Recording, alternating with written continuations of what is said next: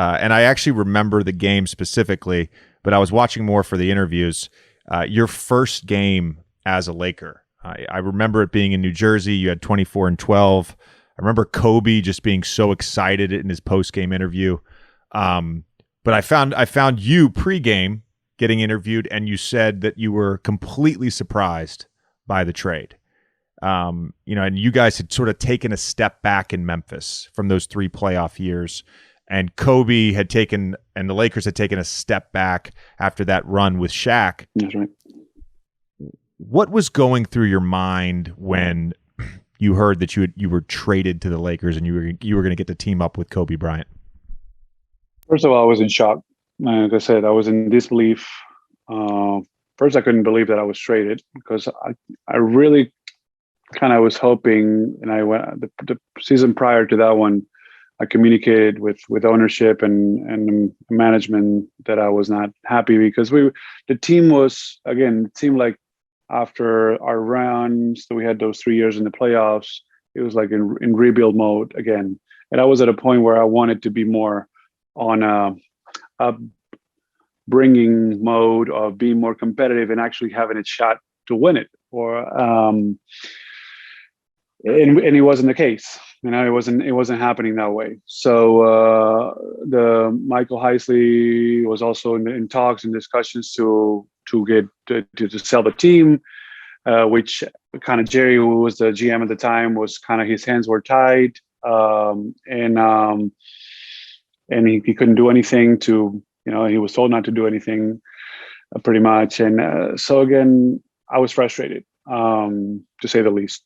But the trade didn't happen, so I thought this is it. I'm going to be in Memphis, and I just have to accept it.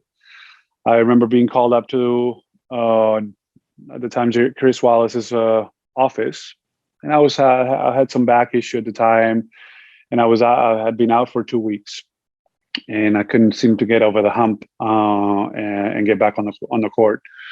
So I thought he was going to talk to me about my back and about my health and so forth. And all of a sudden, he calls me up in his room, in his office, and he tells me, "You've been traded to the Lakers." So the first part, being traded, was something that I had to acknowledge first before I got to the Laker part. And so that was, it was a shock at first, for sure. But yeah, I had I had 3 or 4 hours to get on the plane and fly to LA to join the team. But the team was on the road at the time. We had a long road trip at the time, so I had to go to LA to get through my physical. And it was very, very exciting. I don't know how else to say it, because again, the situation in Memphis wasn't going to get better anytime soon, and it just gave me a chance. And I saw Kobe that summer prior to that trade, where he was also, there were talks that he might go, or he might have gone to Chicago, and Chicago was interested, and Chicago was of interest for him.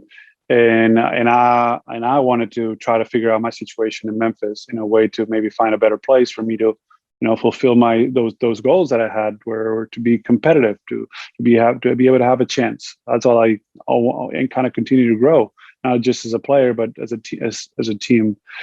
And we ran into each other in Barcelona at the same hotel that I was working out. He was staying in. We had a good conversation, saying, "Hey, what are you doing here?" He spent time with his family there, and we were talking about our situations, how we wanted to both to be in a better place, and maybe we can get to play together. But in my mind, I was like, well, Memphis, if they're gonna trade me, they're gonna ask for you. You're not gonna come, so we're never gonna play together. Luckily, they figured out a way to add pieces to that trade that I think ended up being very profitable and positive, even if at the time it didn't look like it or didn't look at that way for Memphis and for the Lakers. The Lakers got me. It seemed like it felt like a perfect fit into the triangle, and exactly what they needed to complement what they already have, and Memphis, it gave them flexibility, and it gave them pieces, in the main one being my brother Mark, that no one really knew about, and I've kept talking to Chris Wallace, like, you got to draft my brother, or you got to trade for my brother that the Lakers actually drafted. I was like on the phone with him. I was like, and I'll keep telling him every week, see how my brother's playing. He's really good. We should get him. And he finally got him through that trade. But little by little, I started selling or accepting the reality, the fact that I was joining the Lakers, that I was going to play with Kobe, that I was going to be a part of a great franchise with a chance to win, more importantly, because you can be with the Lakers, and I know how that feels when you lose and win 20 or 30 games. And that's hard, just like it is in New York or other cities that there's high expectations and tradition. But you could be anywhere in the NBA and win 60 games and have a chance to win a title, and you're on top of the world anyway. But again, timing was great, and it was a great fit for me. It seemed like you earned Kobe's trust right away. And the knock on Kobe for a number of years after Shaq left was a lack of trust in his teammates. There was some viral videos of him talking about different guys. I think he said something about Smush Parker. There was something about Bynum, trying to get Bynum traded or whatever. And of course, Bynum was a big part of your championship run. Did you feel that? Did you feel like that trust was there right away with Kobe? Yeah, I did. I think he was excited from the beginning. He acknowledged, as a smart man that he was, that was his chance. That was going to be his shot to try to win it again. And from the very moment that I joined the team in Washington, where I got to the hotel around 1 a.m.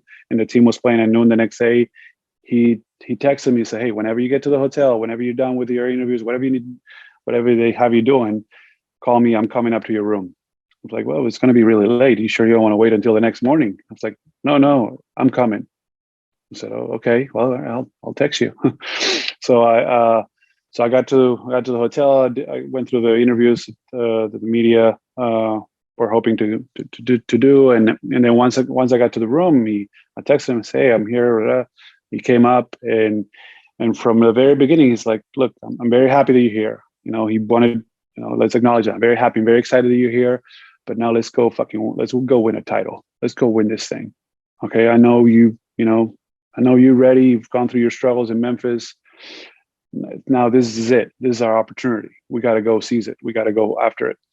So he hooked me from the very first moment that I landed, and we were in the same place with the team. And he didn't wait until the next day to tell me. So I was like, okay, so this is how it's done. I gotta follow him. I gotta do whatever it takes, to help this team get to that level. And the impact was pretty immediate. And everything kind of clicked from there. I never played the triangle. I played against it, but he put me in positions where I was already dominant and skilled enough to make a big difference and be successful.